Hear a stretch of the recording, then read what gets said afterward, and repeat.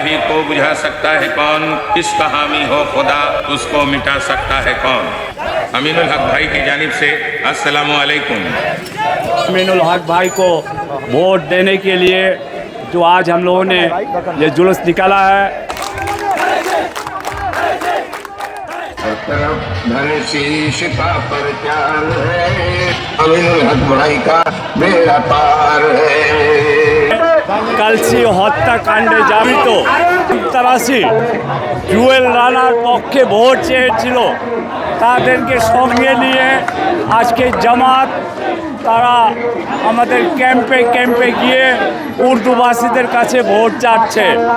ক্যাম্পবাসীরা এবারে নিয়াজ আর জামাতকে প্রত্যাখ্যান করেছে। উর্দুভাষী যারা ভবিষ্যৎ হোক নিরাপদ, বিনিয়োগ হোক বিশ্বস্ত, আর আমার পছন্দ সল্ট বে। ওয়েলকাম টু সল্ট বে।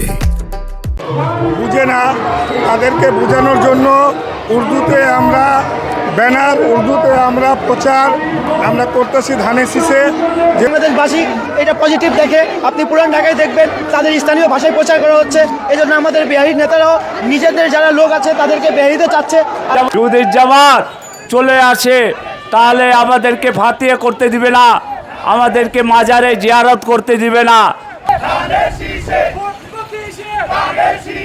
ঢাকা 16 আসনে আপনার 1,26,000 ভোটার রয়েছে উর্দুভাষী, এবং তাই আমরা দেখেছি যে উর্দুভাষীদের ব্যানার, ফেস্টুন, স্লোগান এবং গান বিভিন্নভাবে এখানকার ভোটারদের কনভিন্স করতে সক্ষম হয়েছে। এবার আমিনুল হক সাহেবকে 16 আসন থেকে আমাদের জান গেল, উনাকে বিজয় করে ছাড়বো। এবার উনি আর বিজয় হয়ে গেছে। अमीनुल हक भाई को वोट देने के लिए जो आज हम लोगों ने ये जुलूस निकाला है, इसमें हमारे माँ बहनों, भाइयों, मेरे तंजीम के साथियों ने जो शिरकत की, इसके लिए आप तमाम को मेरे तंजीम USP YRM की जानिब से तहे दिल से शुक्रिया अदा करते हैं।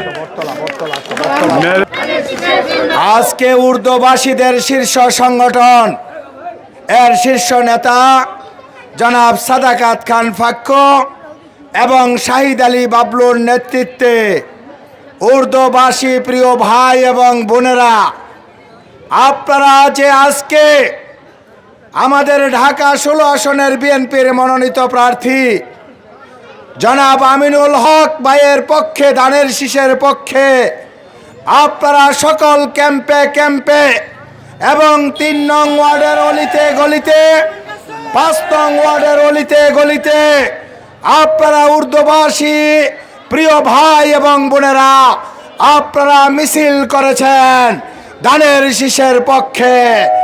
এই কারণে ধানের শীষের প্রার্থী এবং ঢাকা মহানগর উত্তর বিএনপির সংগ্রামী আহ্বায়ক জনাব আমিনুল হকের পক্ষ থেকে উর্দুভাষী প্রিয় ভাই এবং বোনদেরকে শুভেচ্ছা এবং অভিনন্দন। আপনারা যারা উর্দুভাষী আছেন, আপনাদের জন্য আমাদের জননেতা জনাব আমিনুল হক নির্বাচনী ইস্তেহার ঘোষণা করেছেন। ইস্তেহারের 2য় দফায় উল্লেখ আছে আমাদের প্রিয় উর্দুভাষী ভাই এবং বোনদের জন্য স্থায়ী পুনর্বাসনের ব্যবস্থা করবেন জননেতা জনাব আমিনুল হক।